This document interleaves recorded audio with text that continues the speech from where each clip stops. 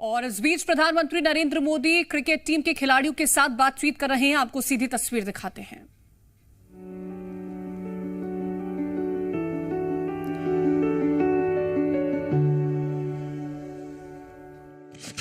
जमीन कोई भी हो, मिट्टी कहीं भी की हो, लेकिन क्रिकेट का जिंदगी ही पिच पे होती है।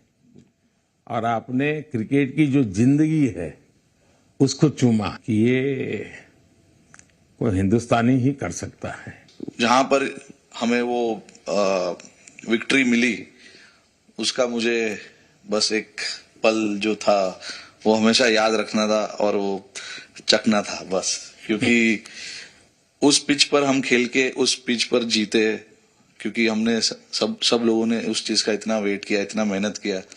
बहुत बार हमारे पास, बिल्कुल पास में आया था वर्ल्ड कप, बट हम आगे नहीं जा सके। लेकिन इस बार सब लोगों की वजह से हम उस चीज को हासिल कर सके। तो वो पिच मेरे लिए बहुत मतलब ये था कि उस पिच पे हमने वो जो भी हमने किया उस पिच पे किया, तो इसलिए वो बस उस मोमेंट पे वो हो गया मेरे से। हम लोगों ने, पूरे टीम ने इस चीज के लिए इतना मेहनत किया था और वो मेहनत हमारी रंग लाई उस दिन। हर देशवासी ने मार्क किया होगा, लेकिन रोहित, मैंने दो एक्सट्रीम चीजें देखी। इसमें मुझे इमोशंस नजर आ रहा था।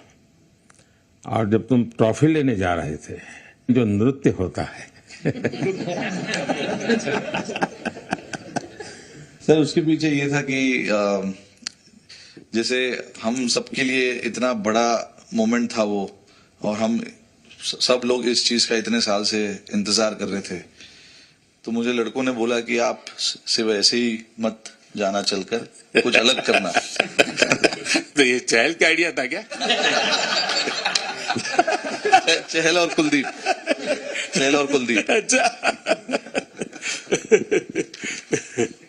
तो आपकी ये रिकवरी की यात्रा कठिन है। प्लेयर के नाते तो शायद पुरानी आपकी अमानत थी, उसको आपने आगे कर लिया। लेकिन ऐसे समय कोई व्यक्ति रिकवरी करे, ये क्योंकि आपने उस समय काफी पोस्ट भी किए थे, मैं आपके पोस्ट देखता रहता था कि आज आपने इतना कर लिया, आज इतना कर लिया। तो मुझे हमारे साथी बताते थे।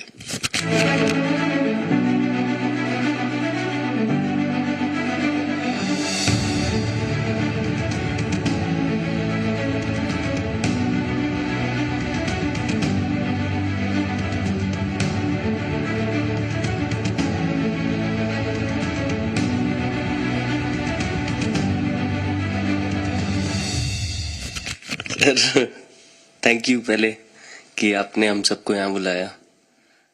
इसके पीछे से नॉर्मल थॉट था ये, क्योंकि 1-1.5 साल पहले मेरा एक्सीडेंट हो गया था, तो काफी टफ टाइम चल रहा था। वो मेरे को याद है बहुत ज्यादा, क्योंकि आपका कॉल आया था सर मेरी मम्मी को, तो बहुत ज्यादा दिमाग में बहुत सारी चीजें चल रही थी। बट जब आपका कॉल आया, मम्मी ने मेरे को बताया कि सर ने बोला कोई प्रॉब्लम नहीं है, तब थोड़ा मेंटली रिलैक्स हुआ काफी। उसके बाद फिर रिकवरी के टाइम पे आसपास सुनने के लिए मिलता था सर कि क्रिकेट कभी खेलेगा या नहीं खेलेगा। तो मेरे को स्पेशली विकेट कीपिंग के लिए मेरे को बोलते थे कि यार बैट्समैन तो फिर भी कर लेगा, बैटिंग कर लेगा, बट विकेट कीपिंग करेगा या नहीं करेगा। तो पिछले 1.5-2 साल से सर यही सोच रहा था कि यार वापस फील्ड में आके जो कर रहा था उससे बेटर करने की ट्राई करनी है, और किसी और के लिए नहीं बट अपने आप को प्रूव करना है। नहीं, वापस डेडिकेट करके कि यार नहीं, वापस इंटरनेशनल क्रिकेट खेलना है और इंडिया को जिताने को देखना है। ऋषभ, जब आपका रिकवरी चल रहा था, मैंने आपसे माँ से बात किया तो मैंने दो बातें कही थी। एक तो मैं पहले डॉक्टर से चर्चा की थी, तो डॉक्टरों से मैंने ओपिनियन लिया था। फिर मैंने कहा कि भाई कहीं इसको बाहर ले जाना है तो आप मुझे बताइए, हम चिंता करेंगे। लेकिन मुझे आश्चर्य था आपकी माँ के आत्मविश्वास का। ऐसा लग रहा था, जब मैं उनसे बात कर रहा था, मेरा परिचय तो नहीं था, कभी मिला तो नहीं था, लेकिन ऐसा लग रहा था जैसे वो मुझे आश्वासन दे रही है। ये ना बड़ा बड़ा गजब का था जी।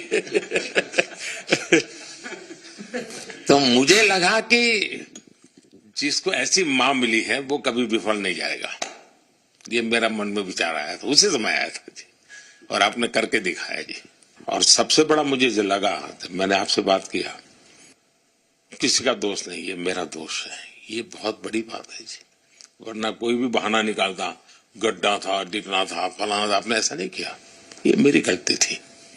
शायद ये आपका जीवन के प्रति जो ओपननेस है, और मैं छोटी छोटी चीजों को ऑब्जर्व करता हूं दोस्त, और हर किसी से सीखता हूं। तो मैं सच बताता हूं, आपका जीवन देश के पेशेंट्स इन जनरल और प्लेयर्स इन पर्टिकुलर वे पक्का बड़ी इंस्पिरेशन लेंगे जी। और मैं जानता हूं जो विकेट कीपर होते हैं उनकी जो कोचिंग होती है कितनी कठिन होती है, घंटों तक अंगूठे पकड़ा के खड़ा रख देते थे, लेकिन आपने उसी लड़ाई को जीता है, तो बहुत बड़ा काम किया है जी, बधाई हो आपको। Thank you sir. उतार चढ़ाव आते हैं, लेकिन एक जो लंबी तपस्या होती है वो समय पे काम आती है। आपने खेल में जो तपस्या की है वो जरूरत पड़ने पर उसने अपना रंग बिखेरा।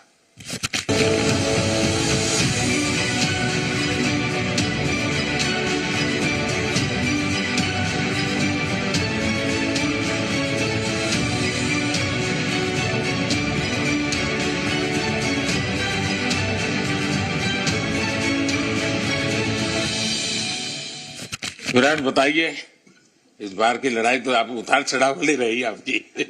पहले तो बहुत बहुत शुक्रिया आपका कि आपने हम सबको यहाँ बुलाया, और ये दिन मेरे लिए बहुत हमेशा मेरे जहन में रहेगा, क्योंकि ये पूरे टूर्नामेंट में मैं वो कंट्रीब्यूशन नहीं कर पाया जो मैं करना चाहता था।